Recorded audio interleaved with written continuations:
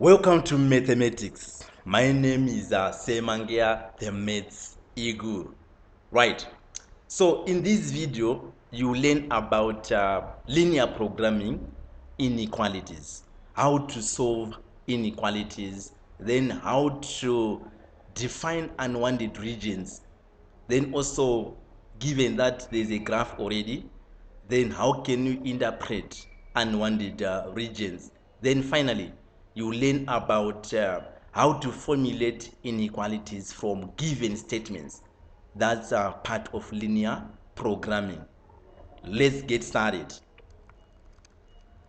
All right, so the first part, solve. There's an inequality that you can see on your screen. It's x minus 10, then 2 like this. Now, how can we solve such inequalities? What you do is, we have these values, or this the middle value. We have this value here, and you have this value here, and you have this value here. We have about 3 values, right? So this value that is at the middle here is the one that you have to take first. So you take this one with the first value, and also take the same value with the last value. That's how we solve such inequalities, right? If you can write here, x minus 10 is less than 2, then x minus 1, like this. That's how we do it. Then you also take the middle value, which is 2x minus 1, with that last value, which is x in this case. Then if I'm to solve this one, first thing, remove brackets, collect like terms, and simplify. That's how we solve inequalities, more like equations. So you say x here, let's remove brackets, minus, it will be 2x minus 2, then it will be collect like terms, less than minus 2 plus 10, like this. Then it will be minus x less than 8. Right, you divide by minus 1, both sides by minus 1, you will be left with x. Right, the difference now with the equation, with the equal sign, between the equal sign and the inequality is whenever you divide with a negative number, or when it comes to inequalities, what do? You change this sign. So it's supposed to be greater than instead of less than. Then this side, it will be minus 8, like this. Then this side, you remove the brackets, 2x minus 2 less than x. Then collect like terms, 2x minus x less than plus 2. Then x will be less than 2. Then you can combine the two sets of inequalities. If you can try to have a look at this one, it's minus 8 is less than x. From this side, it's minus 8 is less than x. So you can write it like this. Minus 8 is less than x. But this x is less than 2 from this inequality. That's how you can combine the two inequalities. Right, then from this part, from the same, you can also draw the number line. How can you draw the number line? Indicate, put your 0 here, then you have minus 8 here, then we have 2 here, then you can connect the two. X lies between minus 8 and 2. You put your line here, like this. You are done. If they was or equal to, let's say for example, then you are supposed to shade this one. So if it's greater than or less than, there is no or equal to, you don't have to shade. You just leave it unshaded. Right, question number 2. Solve this one. The same rule applies. So it will be x. You take this one and 3x minus 1. Then also take 3x minus 1 and 2x plus 7, like this. Collect like terms. X minus 3x is less than minus 1. Then simplify. Minus 2x is less than minus 1. Divide by minus 2 by minus 2 both sides. Then remember to change the sign of the inequality whenever you divide with a negative number. So it will be x greater than half, like this. Then on this side, it will be 3x minus 2x less than 7 plus 1, like this. 3x minus 2x is x less than 8. Done. Then you can combine the two. It will be half is less than x, which is less than 8. You can draw your number line. Let's move on to the question number 3. Next question. Solve. Right, here on this one, we're given 10 is less than or equal to 2x minus 1, less than or equal to x plus 5. The same rule applies. You write collect like terms. Right, on this one, you can start by writing what? Minus 2x. All right, let's take 10, 2x and 1. Then after that, you take this side, it will be 2x minus 1 less than or equal to x plus 5. X plus 5. Right, solve this one. Minus 2x less than or equal to minus 1 minus 10 minus 2x less than or equal to minus 11. Divide by minus 2 by minus 2. You get x. You change the side of the inequality. It will be 11 over 2, which can be 5.5. Then on this side, 2x minus x less than or equal to 5 plus 1. X less than or equal to 6. So this one is 5.5. If you can simplify it, is the same as x greater than or equal to 5.5. So if you can combine the two, it will be x greater than 5.5 or 11 over 2, but it's less than or equal to 6. If we can draw the inequality, we have your 0 here, then 5.5 is somewhere here, then 6 is somewhere here, then x lies between 5.5 and 6. So you shade, since there is or equal to, you shade both sides like this. That will be an inequality representing that, that will be the graph representing that inequality, the number line. Right, next part. Shading the unwanted regions. Draw graphs and shade the unwanted region. The first part. Draw the graph of x is greater than 2 and also shade the unwanted region. You draw your line here. This one is the y-axis. This one is the x-axis. Then x greater than 2. Right. So on drawing graphs, if the line is bold, then it means there is or equal to. Then if the line is dotted, then there is no or equal to. The same rule as what we're doing on the number line. So on this one, if it's greater than, you draw dotted lines. If there is or equal to, you draw bold lines. That's the difference where there is or equal to and where there is no or equal to. So in this case, you just go where x is 2 here. So you draw the line x is equals to 2 on this one. Line x equals to 2, but it's supposed to be dotted like this. Right. When it's greater than, it means the region needed or wanted is the greater than side. If the line is vertical like this one, it means the right side is the greater than side, the left side is the less than side. Right. Then if the line is like this, then this upper side is the greater than side, then this lower side is the less than side. So greater than, less than. If the line is even like this, then this one is greater than side on top, then this one is the less greater than side on top, then less than side down there. Please take note of that. Take note of that. Take note of that. If the line is like this, then the greater than side is on top, the less than side is down here. Take note of those things actually. Take note of those things. So greater than and less than, if the line is bold, if the line is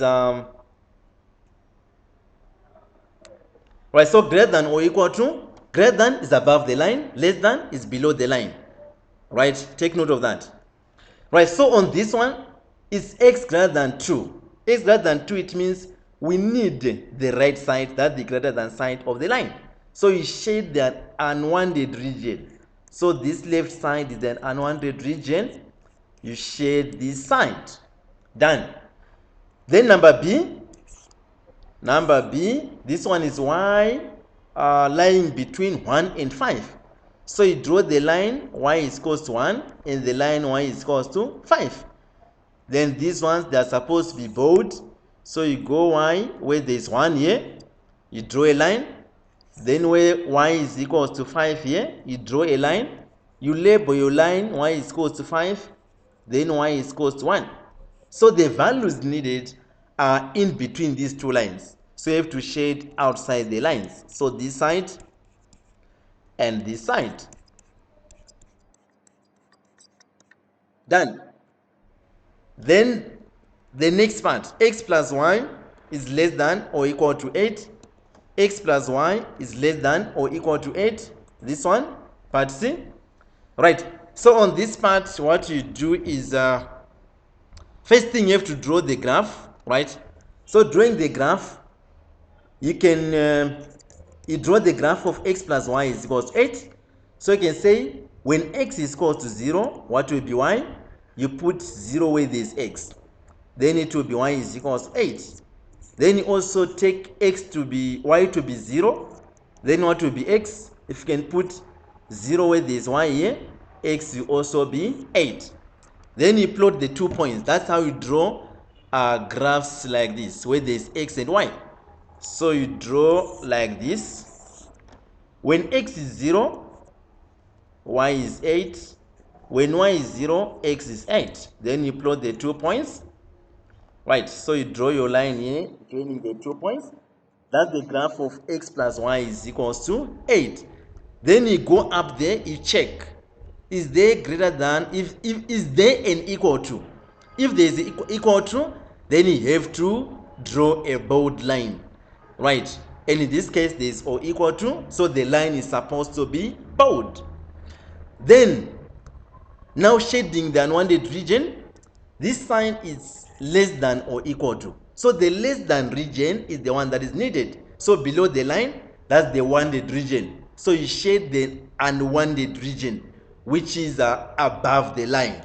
So let's shade above the line. That's the unwanted region, like this. Then you are done, just like that. Right, next thing, interpreting shaded regions. How can you interpret graphs given that the region is already there, it's shaded? Right, we have two lines here in this case. We have the line y is equals to 5 and the line x is equals to 7. And these lines, they are all dotted, indicating that there is no or equal to. There is no or equal to, either greater than or less than. Take note of that.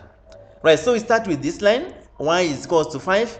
What you do is to write an inequality based on this line, you just write y here and you write 5 here. Right, you check which side is shaded, is above the line, which means the greater than side is above the line, is the one that is shaded, which means the needed or the wanted region is below the line. So it's less than, so you put less than here. Then you check, is it dotted or bold? It's dotted, so you don't put or equal to here, right? So you just leave it like this. Then you move on to this line, x is equals to 7, you write x and 7 here. Then after that, you check the shaded region is the greater than, then the wanted is the less than. So you put less than, representing the wanted region. Right, next part. Question number 2. On this one, you just write your y and your x here. Then check. The unshaded region is above the line, which means is the greater than region. Then is the line bold or dotted? It's bold. You put or equal to, like this. Question number 3. Right. You write x plus y and you write your 10 here. You don't write a sign here. Now we check the inequality that we can put on this one. If x plus y is equals to 10, right? The unshaded region or part is below the line, which means is less than. That's the wanted region. Then in this case, both or dotted is dotted, so you don't put or equal to. Then we can say you are done. Right, question number 4. Here we have about 3 lines. We start with this one, x and 8. So write x and your 8. Right, the unshaded one is to the left is the less than. Both or dotted is dotted, so you don't put or equal to. Done. Then you move on to this one, y and 2 and minus 2. Right, the unshaded is greater than. Both or dotted is dotted, you don't put or equal to. Then this one, last one, you write your y and your x. Unshaded region is below the line, so below the line is less than. Both or dotted is dotted, so you don't put or equal to. Done. Right, moving on to the next part. Right, this one is now linear programming. Linear programming. Right, before that, there are signs that you have to take note of. We have at least. So these are the statements that will be given, that will be they on those statements. So you have at least. What does it mean if you can meet or see something written like this? At least. So this one, the least possible value.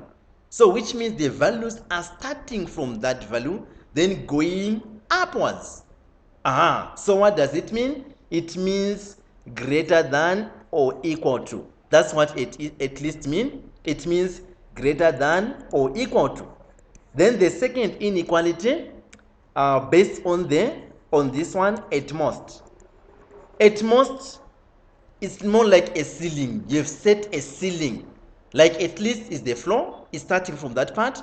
Then at most is the ceiling, is ending at that part. So it means it must be less than or equal to that value. So at most means less than or equal to. That's at most. Then we have another inequality, greater than. You can write greater than. Then this one can be written as more than. So it means greater than. That's the inequality.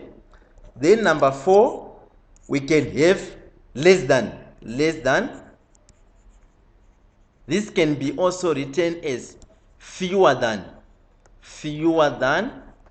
which means less than. That's the inequality. So please take note. So they write statements, then you have to derive an inequality from that statement that is given.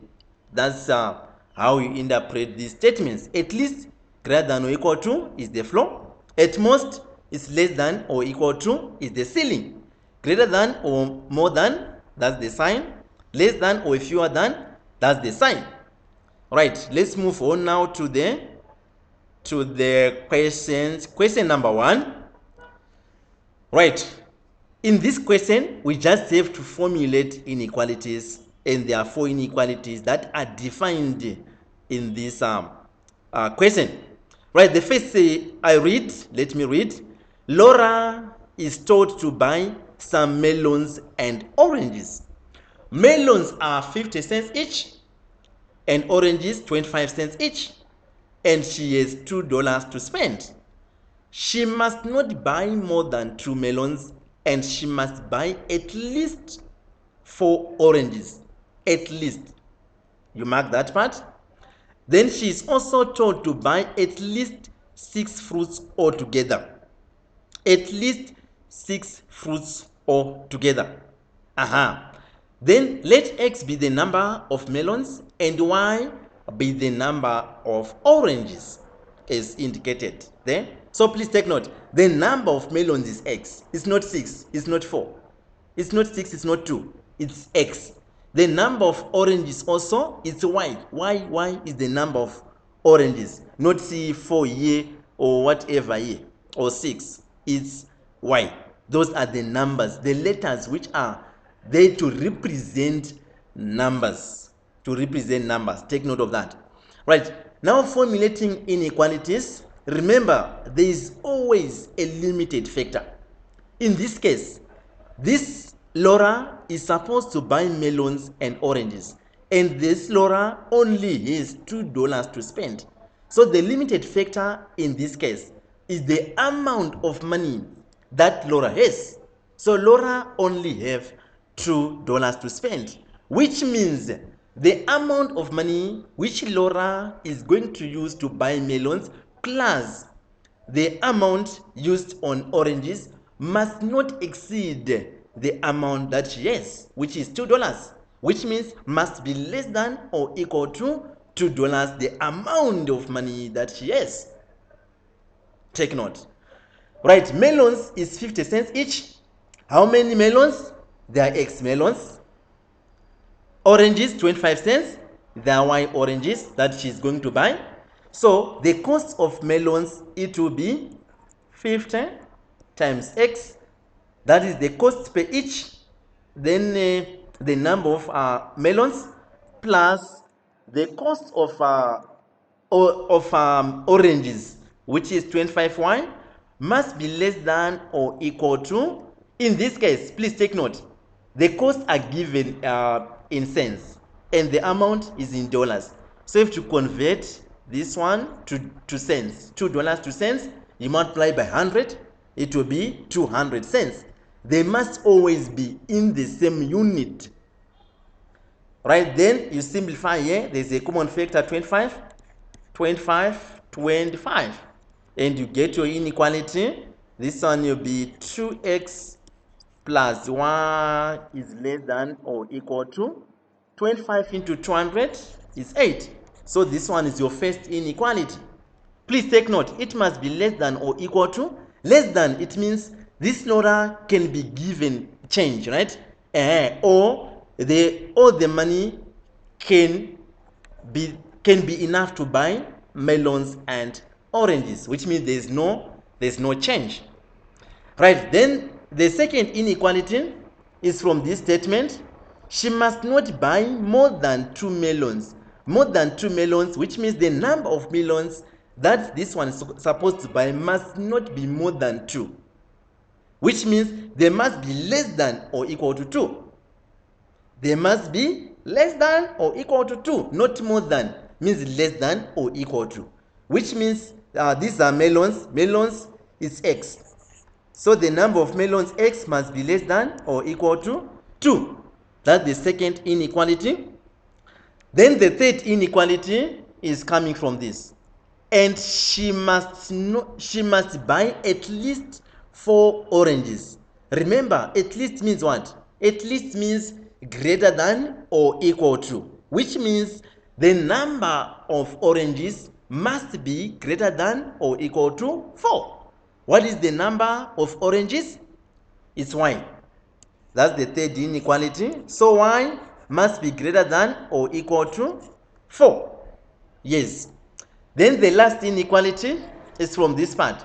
She's also told to buy at least 6 fruits altogether. Altogether, you add oranges plus lemons must be at least, which means greater than or equal to 6. So the number of melons is X plus the number of oranges Y must be at least greater than or equal to 6. So this one is the fourth inequality. Done. Right, let's move on to the second question. Question number 2. Right, on this one, it reads, a chef is going to make some fruit cakes and sponge cakes. He has plenty of all ingredients except for flour and sugar.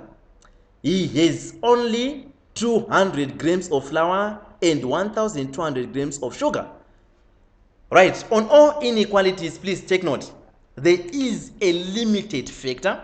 In this case, if you have identified well, is the quantities of flour and the quantities of sugar that this chef has. What does it imply? It means that the flour that is going to be used in baking must not exceed the quantities of flour available. The same applies to sugar. Sugar to be used must not exceed, which means must be less than or equal to the sugar available. Right. The next statement, it reads, a fruit cake uses 500 grams of flour and 100 grams of sugar. A sponge cake uses 200 grams of flour and 200 grams of sugar. So the flour on fruit cake plus the quantity of flour on sponge cake must be less than or equal to 2000 the flour that is available. The same rule applies to sugar. Sugar to be used on fruit cake plus sugar to be used on sponge cake must be less than or equal to the quantities of sugar available. Right. Then the next statement, it reads, he wishes to make more than 4 cakes altogether. That's another inequality. Then let x be the number of fruit cakes. Let the number of fruit cakes be x, and let the number of sponge cakes be y. Write down 3 inequalities which must be satisfied. Right. The first inequality, number 1, is based on the quantity of flour to be used on fruit cake plus quantity of flour to be used on sponge cake must be less than or not exceed the quantity of flour available. Right, how much flour to be used on fruit cake? You say the quantities on each fruit cake times the number of fruit cakes to be made, which is x, plus the quantity of flour on sponge cakes, which is 200 here, 200 times the number of sponge cakes to be made, y, must be less than or equal to 2000. That is the quantity of flour available. Then common factor is 100. You divide by 100 over 100 over 100, and you get 5x plus 2y must be less than or equal to 20. That's the first inequality, number 1. Then number 2 is based on sugar. Sugar on fruit cakes is 100 each fruit cake times the number of fruit cakes plus sugar on sponge cakes is 200 here. 200 y must be less than or equal to 1200. That is the quantities of sugar available. Common factor 100, we divide by 100 everything by 100. Then if you can divide here, it will be x plus 2y is less than or equal to 12. That's inequality number 2. Then number 3 is here. He wishes to make more than 4 cakes altogether.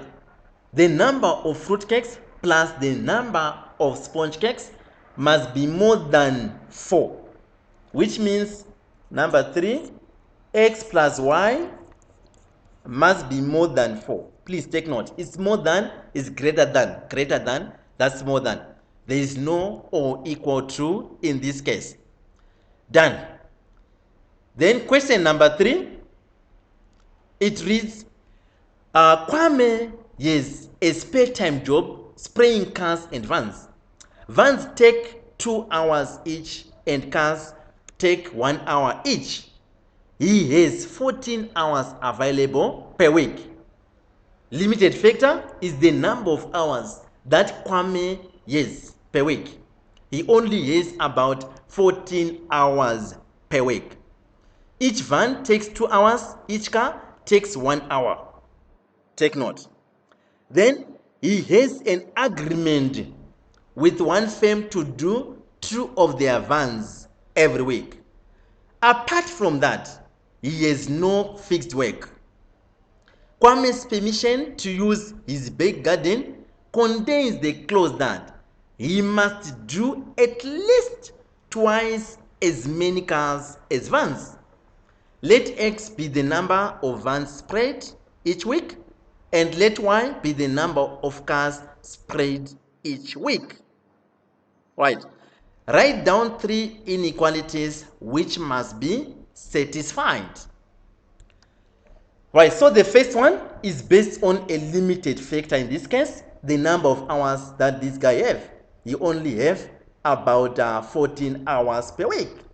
Each van 2 hours. So the number of vans that he can do is the number of hours per van times the number of vans, which is 2 per van, 2 hours per van times the number of vans is x here, x the number of vans, 2x plus number of hours on cars is 1y, must be less than or equal to 14 hours. Right, so you just write 2x plus y is less than or equal to 14 like this. That's the first inequality. Then the second inequality is based on he has an agreement here. He has an agreement with one firm to do 2 of their vans every week. To do 2 of their vans every week. Take note. What does it mean? It means the number of vans, no matter what, that this guy will going to do, they must be greater than or equal to 2. Because there are 2 available, right? So which means 2 are already there, which means he can do those 2 or more than 2 if there are more vans that are going to come. So in this case, the number of vans, which is x here, that this guy is going to do must be more than or equal to 2 per week. Already 2 are available, they are there. Then the third inequality is based on this fact. Kwame's permission to use his back garden contains the clause that he must do at least twice as many cars as vans. Twice as many cars as vans. At least means what? Greater than or equal to. You see? So at least twice as many cars. Twice cars. So 2 times the number of cars, which is y in this case, at least twice as many cars as vans. Vans is x, like this. So that will be the last inequality, the third inequality. Right. I hope you are blessed. Subscribe, like the video, share this nice video. Say Mangeya, the Maths Eagle. Watch out.